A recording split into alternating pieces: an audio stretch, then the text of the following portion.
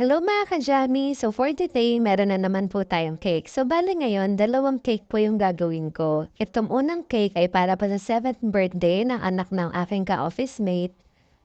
And then, bale ang team nito ay Beyblade team.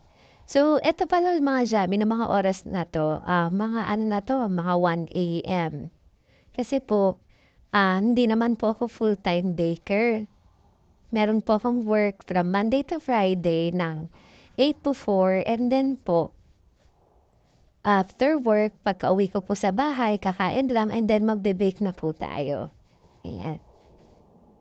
So, as you can see yan mga ka-Johnny, naglagay po muna tayo kanina nung frosting and then yung first layer ng cake para hindi siya dumulas and then frosting and then stock ulit tayo ng layers ng cake.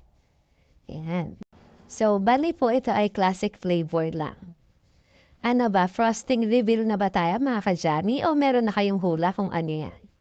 Then, as you can see, ayan po, nagka-crumb coating muna ako.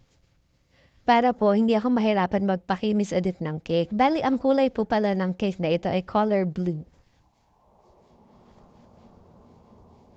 So yan, ganyan lang. Maglalagay ka lang na manipis na layer ng cake, ng cake, sorry naman, ng frosting, and then, i-chiller natin to. Para kapag nilagay na natin yung second layer ng frosting niya, hindi po tayo mahirapan magpakinis. And then, ayan, hindi tayo mahirapan magpakinis, ba? Diba?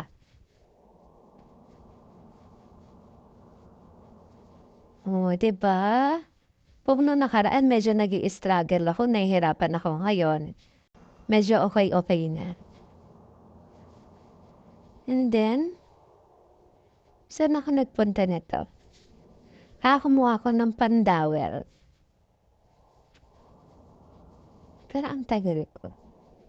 Ayan. So, maglalagay tayo ng dowel, 4 dowels as support po sa ating cake para hindi po siya dumulas.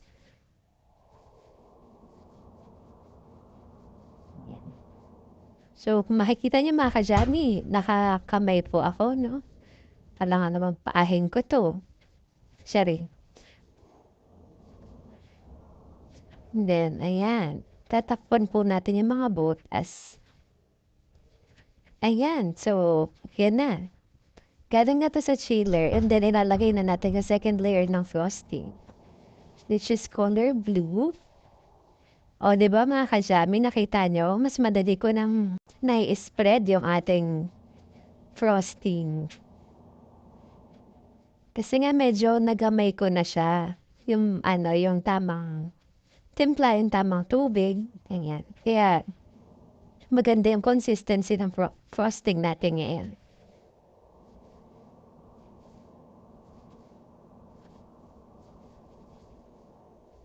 Yan. And then, fini-fill upan ko lang yung mga parts na meron pang white. And then, ayan. May hinahanap ako dito eh. Mas mahaba ako na spatula. Kaso hindi ko siya makita.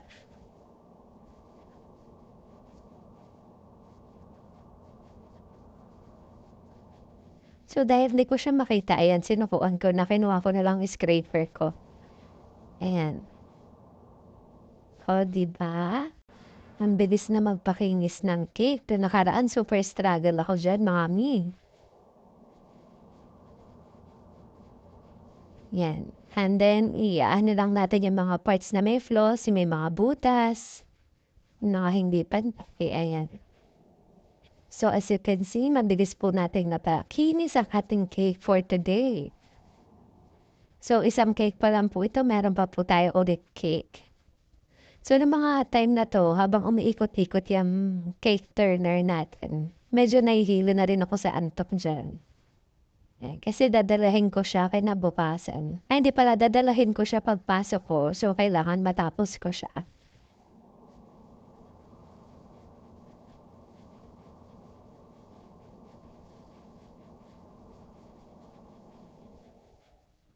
O, diba? Ang bilis. Makinis na siya. And then pala yung topper nito ay printed toppers. So bali biniyahe ko siya ng walang toppers, then nilagay ko na lang sa office yung mga topper.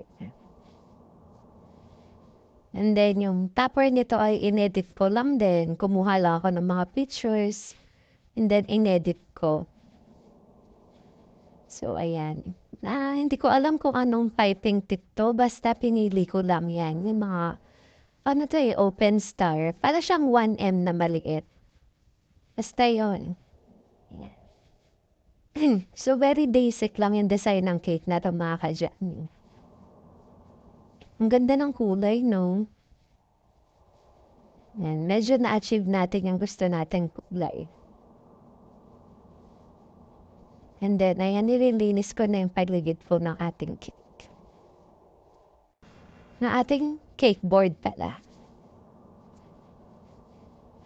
And then, syempre, after na to, i-chiller natin siya ulit.